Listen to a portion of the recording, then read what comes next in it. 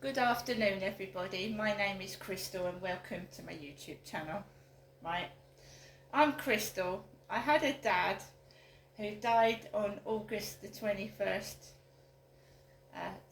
August the 25th, 2021. He was called Derek Trower and he was 75 years old and he died of heart failure and COPD. My dad was a shameful man. I quite agree. My dad committed domestic violence on my mum.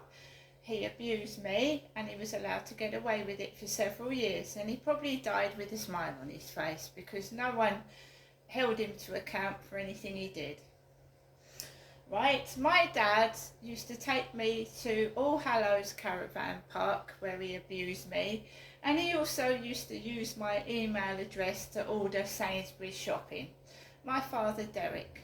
He also used to con people's money. He used to steal wallets.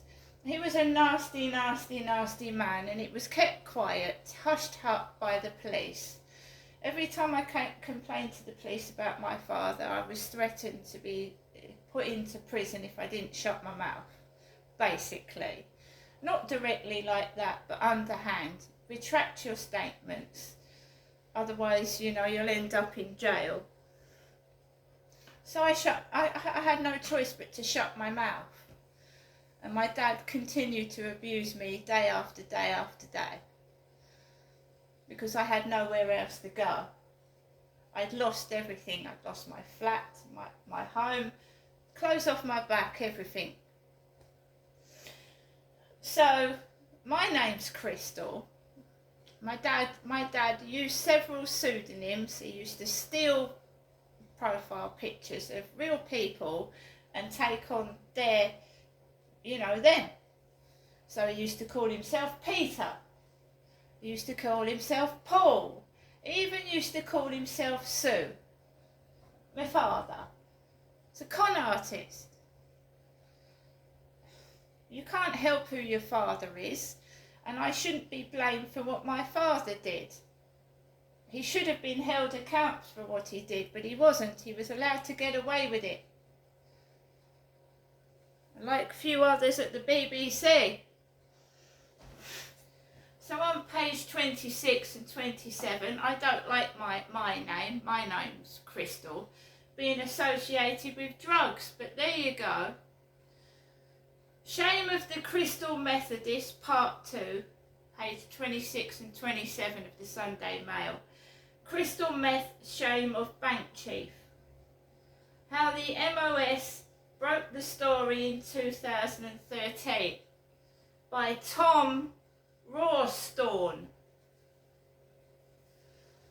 Writing her will as she reached her 70th birthday, retired head teacher Margaret Jarvis decided to leave her money to charity.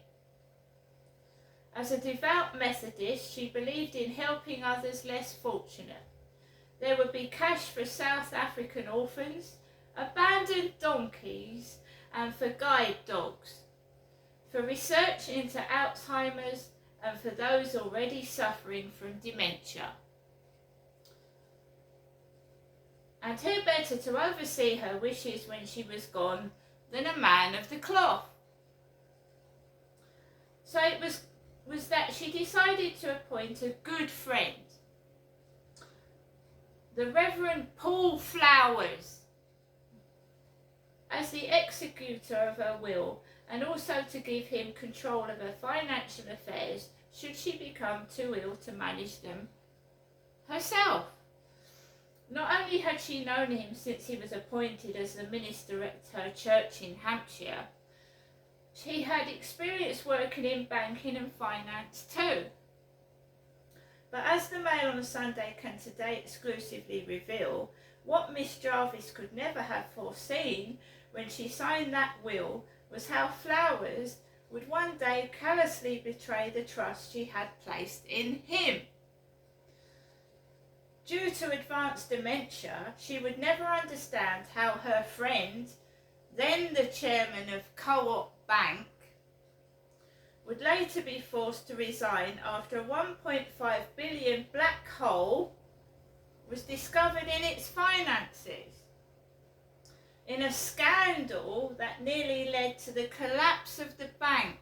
Scandal. Nor would she comprehend his nickname, the Crystal Methodist, given to him after the Mail on Sunday unveiled film footage of Flowers apparently buying cocaine and crystal meth from a drug dealer. And as it would turn out for Miss Jarvis, Flowers had other ideas for her money too. Instead of helping needy children, the disabled and sick Flowers blew £100,000 of her savings on an altogether less worthy cause himself. Almost 1,500 went on purchases from the Wine Society and more than £100 on theatre tickets.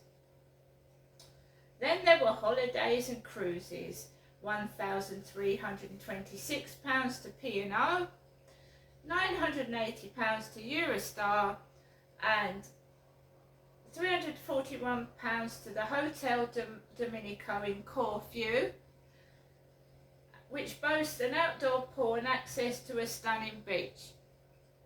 And let's not forget the money for home improvements. £1,275 spent on floor coverings from a carpet shop for his house in Salford, Greater Manchester.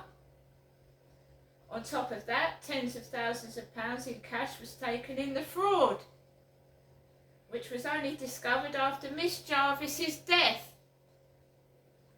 This week, a close relative of Miss Jarvis, speaking about the case for the first time, told the Mail on Sunday she trusted him to do this one thing for her.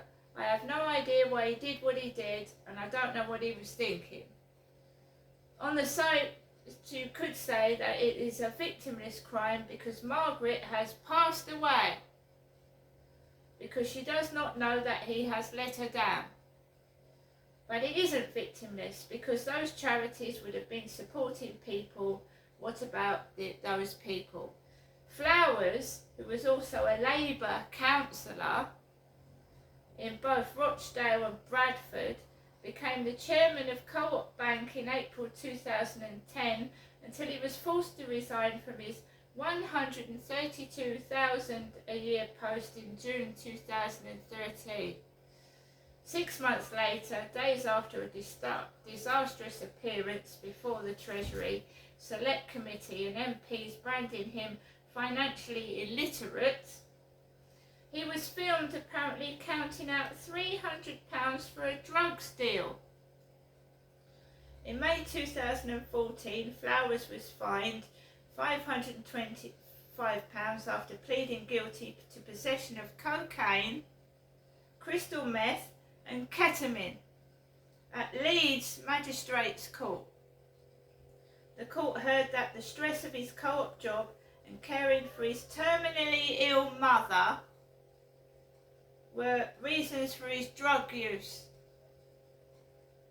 He was later caught on video snorting cocaine and entertaining rent boys at his home.